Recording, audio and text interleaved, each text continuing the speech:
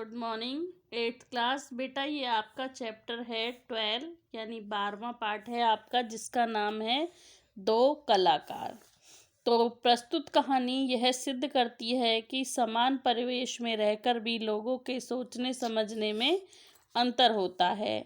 हर व्यक्ति जो कार्य करता है वह उसकी सोच का परिणाम है। कोई अपने जीवन में धन को महत्व देता है, कोई दूसरे की सेवा को। तो बेटा इसमें दो सहेलियां हैं जिनके बारे में बताया गया है। इसमें एक सहेली है जो उसे चित्र बनाने का बहुत शौक है और दूसरी को समाज सेवा करने का।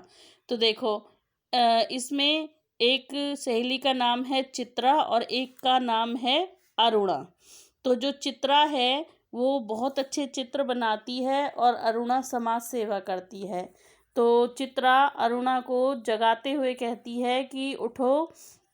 तब अरुणा झुंझलाहट में या खिचलाहट स्वर में पूछती है कि क्यों। चित्रा कहती है देखो मेरा चित्र पूरा हो गया है। तो इसमें आगे ऐसे ही बताया गया है कि अरुणा उसके चित्र को देखकर कहती है भाई मुझे तो कुछ समझ नहीं आता, तू क्या बनाती है, तो अपने चित्र पर नाम लिख दिया कर, तू जो भी चित्र बनाती है, नहीं तो गलतफहमी हो जाती है कि तू बनाती कुछ है, हम समझ कुछ और जाते हैं। तो बेटा अब नेक्स्ट पेज पर देखिए। नेक्स्ट पेज पर है, इसी के बारे में बताया गया है। तो वो जो चित्र बनाती है चित्रा, उसमें ट्रम, बस, मोटर, मकान सब एक दूसरे के ऊपर चढ़ रहे हैं, मानो कि वो खिचड़ी बना दी है उसने। वो ऐसा अरुणा कह रही है उससे। लेकिन जो चित्रा है वो कहती है कि तू इस चित्र को ध्यान से देख, जब तुझे पता लगेगा कि मैंने इसमें क्या बनाया है। तो इसी तरह से चित्रा और अरुणा अपने अपने बारे में बताती हुई कहती हैं।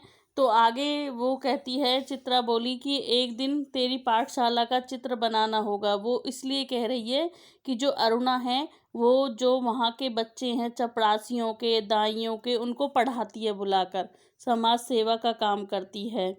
तो इसी तरह से बताया गया है बेटा। ये चैप्टर तो आपको, इसमें बहुत सारे पेजेस हैं, ये आपको अपने आप ही पढ़ना होगा। लेकिन इस चैप्टर के बारे में मैं आपको बता देती हूँ कि जो चित्रा है वो चित्र बनाती है। एक दिन वो अपने कॉलेज से वापस आ रही होती है तो उसे एक भिखारन है, जो वो भिखारन वहाँ मर जाती है। तो उसके दो बच्चे होते हैं जो वहाँ बैठे होते हैं। तो वो उन्हें देखकर इतनी प्रभावित होती है कि उनके चित्र बना देती है, उनका बिल्कुल ऐसा ही।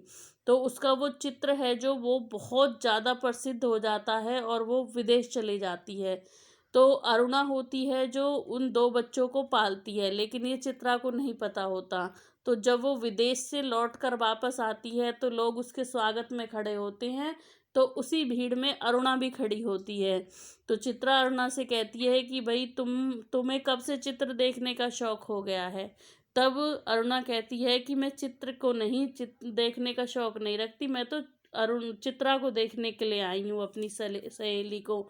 तो उसके साथ में दो बच्चे होते हैं। तो अरुणा कहती है कि बेटा अपनी मौसी से नमस्ते करो। तो वो चित्रा बहुत ज़्यादा कंफ्यूज हो जाती है कि ये बच्चे किसके हैं। उन दोनों में काफ़ी देर बातचीत होती है।